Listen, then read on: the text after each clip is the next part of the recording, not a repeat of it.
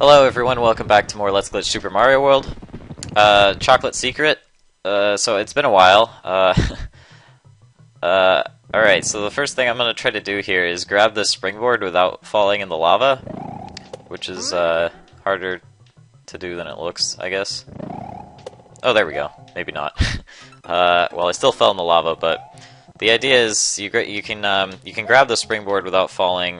Normally when you grab a springboard, it sort of kills your forward momentum, which is why it's hard to like grab it on a little block like that, because you'll usually just kind of plummet straight into the lava after you grab it, even if you're holding forward. But if you don't have too much downward momentum or velocity or whatever, and you grab it kind of high up, then you can sort of still recover. Alright, this is tricky. I think this is just an alternate route that just skips like one chuck, if I remember correctly. So there's not much... Oh my god. That guy is cheap. I remember that guy being annoying. As soon as you come out of that pipe, he just kind of like turns around and kicks a football through the wall at you. So I'm bringing this springboard with me. Alright,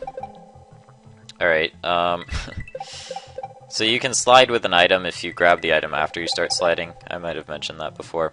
So here, at the end of this like slide thing, there's some buzzy beetles, but you don't actually slide into them. You kind of bounce on top of them because you hit them from above rather than the side, because the slope is so steep. So it's kind of silly that doesn't like... Oh god. Wow. And also the slope is so steep that it acts like a wall to a shell when it's spinning. It also kind of bounces upward, doesn't it? A little bit. Alright, I'm gonna try to double grab these. No. Okay. It's hard to double grab stuff with the springboard because, once again, it like kills your forward momentum. So they need to be positioned a certain way, and I'm not really sure what that is. I think with normally with sprites, or normally with double grabbing, you want them to be as many pixels apart as sprite slots. But that might not be true with springboards. Oh god. There we go. Okay. Oh no, he woke up. Let's try to just hurry in the pipe. So, if, Oh, right. I didn't think about that. So he still woke up. Normally, if you bring a buzzy beetle through a pipe, he doesn't wake up in the next room, but because I double grabbed, it only reset the springboard and not the buzzy beetle, so the buzzy beetle still had the timer going. So screw the buzzy beetle, I'm just going to bring the springboard. Because you can set the springboard on the still lava, and it won't fall through, so you can kind of use it as a platform. Which is kind of fun, because if this platform sinks, you know, it's kind of like... Okay, I'm going to try to... Oh, never mind, that's not going to work. Well, yeah, you can use the springboard as a platform on the lava in case you run out of other platforms, I guess. It's not really worth bringing the springboard all the way here, but... Also, these sinking platforms, there's something interesting you can do. I think it only works with the sloped ones, I'm not entirely sure about that. And I forget exactly how it works or why it works or whatever, but I think... Whoops. Oh my god, this is bad. Yeah, okay, I'm just gonna kill these guys because I need room. So there's slope platforms here, and I think... Yeah, I think if you're running, they don't sink for some reason, or sometimes they don't. Yeah, see? Only the sloped ones, I think, though. Maybe the straight ones, too. Oh, man.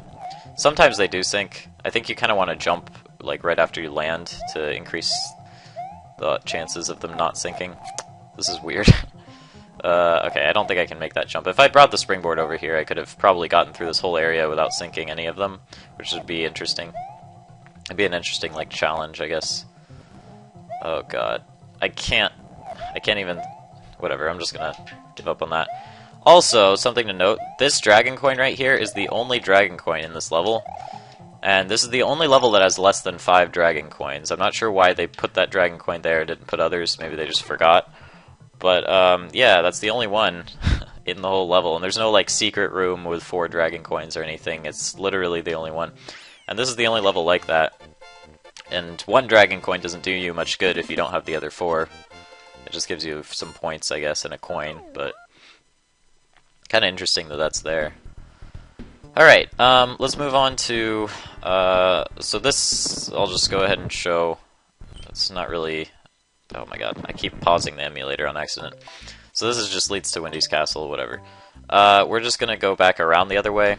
This was kind of the shortcut path to the castle, but since this is 100%, I'm going to go around the normal way. And Chocolate Island 3, okay, this level, it's mostly kind of a more platforming level. I mean, this is a platforming game, so that's not too surprising.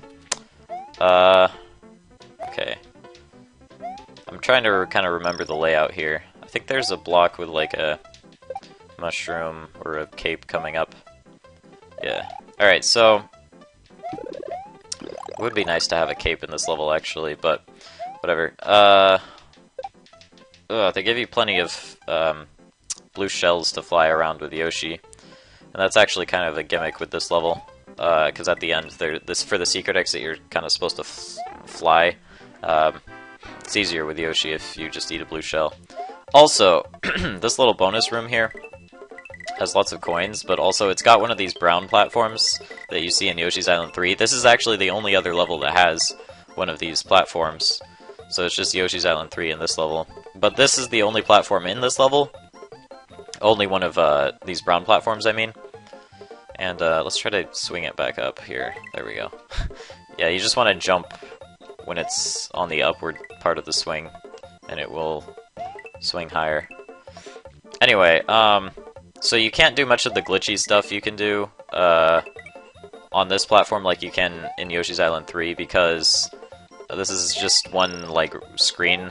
It's just one room in this level. And if you bring Yoshi into this room, he spawns in like slot 7 or something, I think, always. So you can't do like power-up incrementing or whatever with that because of because he's not in the right sprite slot, basically. And I don't think there's any way to force him into slot 4, since he always spawns in that room the same way. Hey, I got the 30 coins. Alright, so the secret exit in this level, you can either eat this blue Koopa with the Yoshi and fly, or use a cape, and basically you want to go behind the finish line. It's actually interesting, you can get the secret exit without a cape or Yoshi. In fact, you can get it as Small Mario. If you can jump over the finish there. So you can always jump over the goal tape if you jump over... If part of Mario is over the top of the level. Okay, so I'll go ahead and show you what I mean. I just need part of Mario's body to be off the top of the level, and it won't trigger the goal. Sometimes you'll have levels where it seems like you can jump over the goal because you can jump off camera, and like Mario will be off the top of the camera as you go over it, but it'll still finish the level, and that's because it's not actually the top of the level, it's just the top of where the camera is, and the camera doesn't like pan all the way up, so it still triggers the goal in that case. But in this case, because the camera does scroll upward, and that is the very top of the level, you can actually get over it. So anyway, it's possible to get the secret exit here. I'm not going to show it off because I don't quite know how to do it, but basically you would bring 2 shells here, and do a double mid-air shell jump. It's about as crazy as it sounds. There's actually, I believe, there's a Small Mario only task, which basically completes as much of the game as possible using Small Mario only. So it's like the maximum percentage completion you can get with only Small Mario. I think that's still on task videos. I guess I don't know if it's been improved since I last saw it, but I don't think it has. But anyway, so in order to get in order to continue with World 6, you actually need to get that secret exit. So that opens up a lot of levels. Whoops, I went the wrong way. That opens up a lot of levels if you can do that as Small Mario in that task. So it's worth watching. I'll probably link it or something. Okay, let's just... I wish I had Yoshi. That would actually make a lot of these areas... Oh my god. Actually, I need a Well, okay, I'll just dupe this block. Whoops, where'd the Koopa go? Oh, wow. I'm not good at this game. Where's the Koopa? There he is. Alright, so he spawns right at the edge there. Alright, so I'm gonna try to dupe this block so I can get a feather and get out of this level. Whoops. Okay, this is gonna be kind of tricky. There we go. Oh yeah, it sort of cuts off part of the platform there. Alright, so... yeah, if I had Yoshi... maybe I could do something with, like, the stun glitch or something in this level, because, whoops. Whoa, that's interesting. I didn't even know that you could, oh, wait. I think I know what happened. Hang on. I heard the sound effect, so I was wondering about that.